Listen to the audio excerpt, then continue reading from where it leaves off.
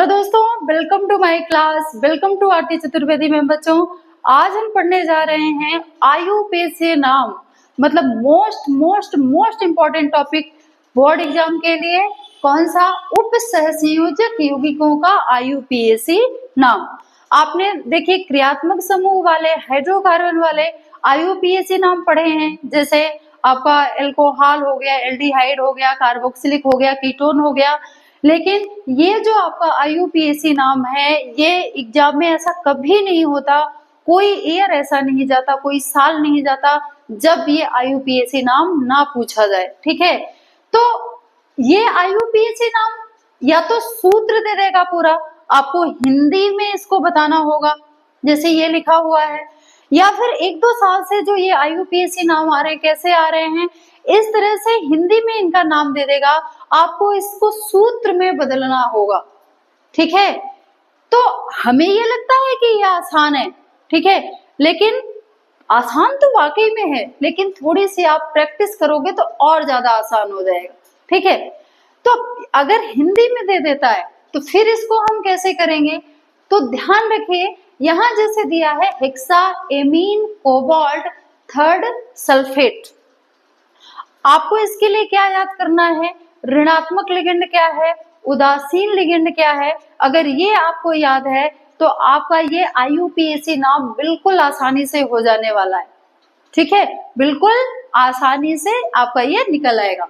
तो यहाँ पे देखिए, सबसे पहले हम क्या देखेंगे कि यहाँ पे ये जो ऑक्सीडेशन नंबर है ना, इसके पहले जो आएगा वो केंद्रीय धातु होगी। जैसे कोबाल्ट थर्ड दिया है तो ये आपकी केंद्रीय धातु होगी कोबाल्ट। तो हम यहाँ पे क्या लिखेंगे?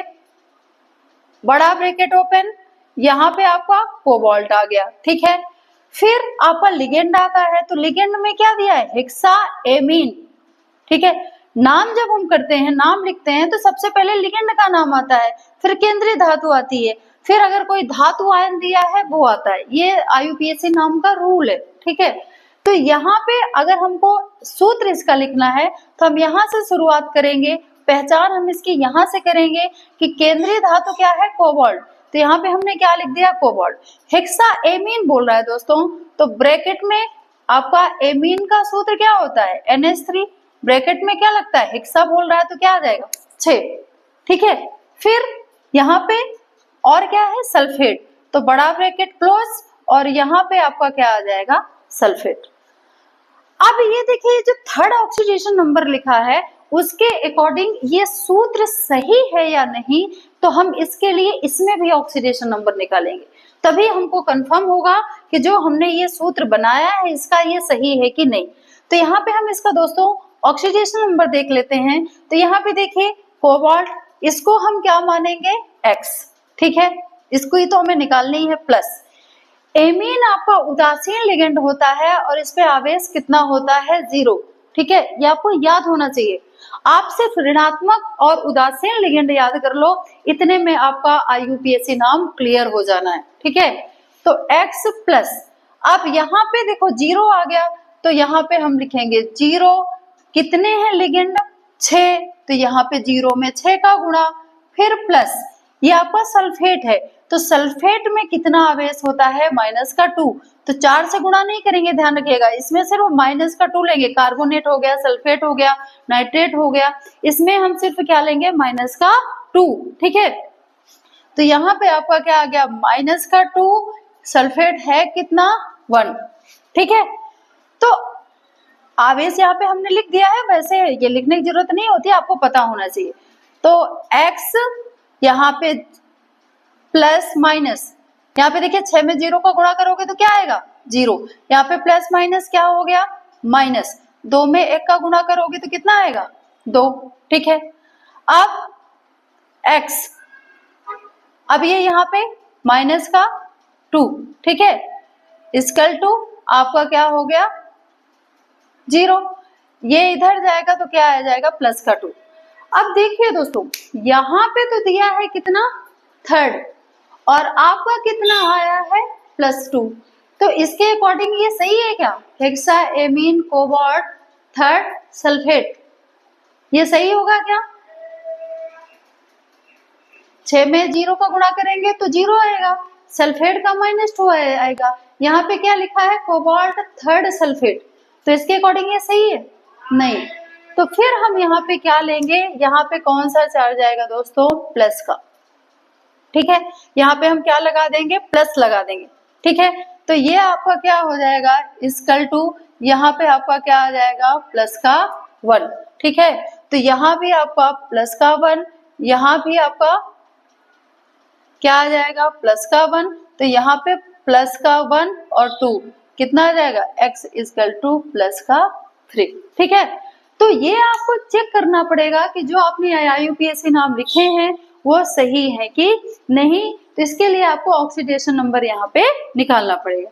अब हम दूसरा देख लेते हैं, पोटेशियम ट्राईऑक्सिलेटो क्रोमेट थर्ड। तो यहाँ पे पोटेशियम, तो आपको पता है ना कि जब ये बाहर कोई धातु आयन रहता है तो हम सबसे पहले उसका नाम लिखते हैं, अगर धातु आयन नहीं है तो डायरेक्ट लिगेंड का नाम लिखेंगे। तो पोटेशियम ट्राईऑक्सिलेटो क्रोमेट बोल रहा है, तो यहाँ पे आपका दोस्तों होगा क्रोमियम।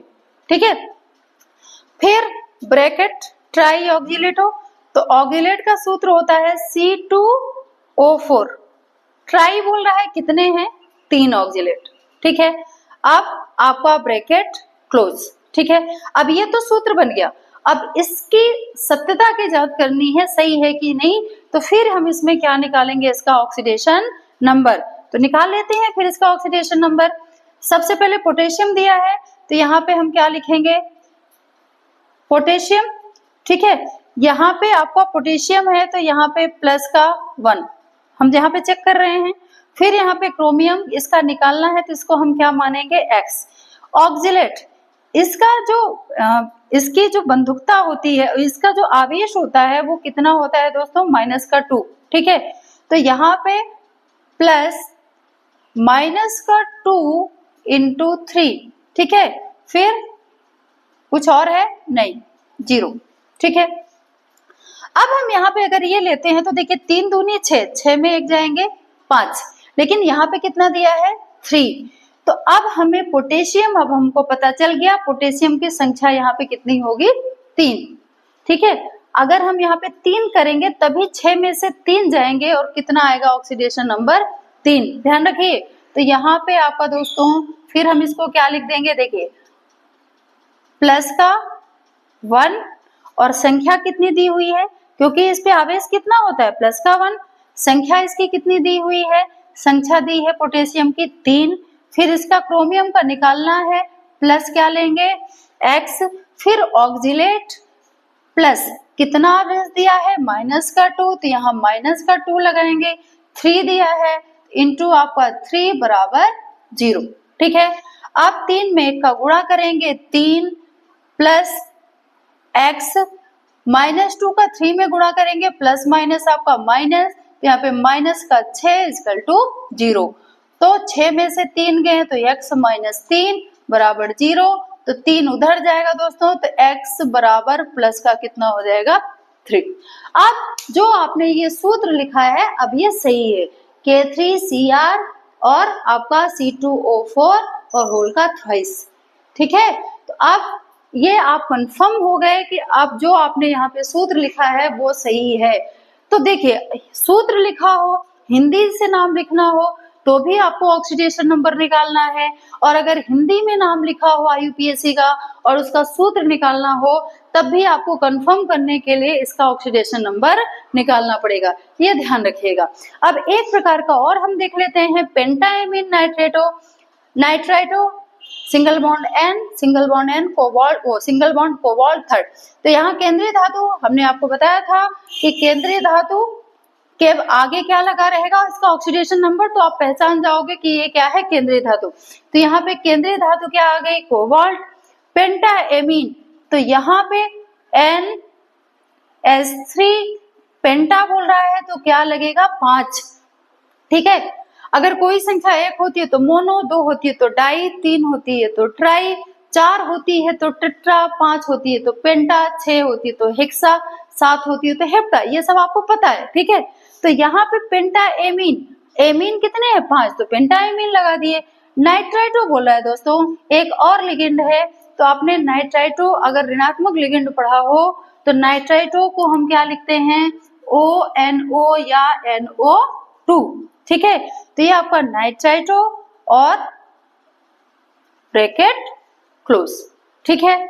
अब यहाँ पे इसकी सत्यता की जांच करनी है। अब यहाँ पे एक चीज ध्यान रखिएगा, ये जो सिंगल बॉन्ड N इसको हम वो सिंगल बॉन्ड, इसको हम इस तरह से लिखने का मतलब क्या है कि यहाँ पे नाइट्रोजन जो है वो किससे जुड़ा है, केंद्रीय धातु से। अगर यहाँ पे O लिखा रहे कहीं किसी IUPAC नाम में तो समझ जाइएगा कि है ये किसका, नाइट्राइटो का, लेकिन इसमें O डायरेक्ट किससे जुड़ा है, केंद्रीय धातु परमाणु से, ठीक है। तो यहाँ पे देखते हैं कि इसका ऑक्सीडेशन नंबर आता है कि नहीं। तो इसको हम क्या मानते हैं दोस्तों, X प्लस, आपको पता है एमीन पे आवेश 0 क्योंकि उदासीन लिगेंड है, तो 0 इंटू कितना दिया है 5 प्लस नाइट्राइटो, इस पे आवेश होता है दोस्तों कितना आवेश होता है इस पे, -1, ठीक है, -1। तो यहाँ पे -1 इंटू कितनी संख्या दी है, संख्या सिर्फ एक ही दी है, तो यहाँ पे 1 बराबर 0। तो अब देखिए यहाँ से थर्ड इसकी ऑक्सीडेशन नंबर निकल के आएगी क्या, 5 में 0 का गुणा करेंगे 0 आ जाएगा, -1 का इसमें गुणा करेंगे तो 1 आएगा, नहीं आ रहा है। अब उस कंडीशन में यहाँ पे हम फिर क्या लगा देंगे, आवेश कितना लगा देंगे, +2। तो यहाँ पे अब क्या आ जाएगा आपका +2। अगर यहाँ पे कोई धातु आयन होता तो हम उस पे आपकी संख्या बढ़ाते, लेकिन यहाँ पे कुछ भी नहीं है, सिर्फ ये बोल रहा है कि पेंटाएमीन नाइट्राइटो कोबाल्ट थर्ड। तो हमने ये लिख दिया, ये इसका सही सूत्र हो गया। अब हमें इसकी ऑक्सीडेशन नंबर को बैलेंस करना है, तो हम यहाँ पे क्या लगा देंगे, +2, इस पे आवेश कितना है -1। तो देखिए x +0, 5 में 0 का गुणा करेंगे 0, प्लस माइनस, यहाँ पे कितना 1 एकम 1 बराबर +2, ठीक है। तो यहाँ पे आगे आपका क्या आ जाएगा, यहाँ पे देख लेते हैं, तो x और ये आपका क्या आ जाएगा, -1 बराबर +2। तो x इक्वल टू ये उधर जाएगा तो आपका +2 और +1, तो x इक्वल टू क्या आ गया आपका +3, ठीक है। तो इस तरह से हम ऑक्सीडेशन नंबर को क्लियर करेंगे। तो हर हाल में बच्चों आपको ऑक्सीडेशन नंबर निकालना आना चाहिए। अगर ऑक्सीडेशन नंबर निकालना आ गया तभी आप इसको सही कर पाओगे, नहीं तो अगर ऑक्सीडेशन नंबर गलत हो गया तो आपका पूरा IUPAC नाम गलत हो जाएगा। इसके लिए जरूरी क्या है कि आपको पता हो कि किस पे कितना आवेश लगा हुआ है, किसका कितना आवेश होता है, तभी आप इन चीजों को क्लियर कर पाओगे।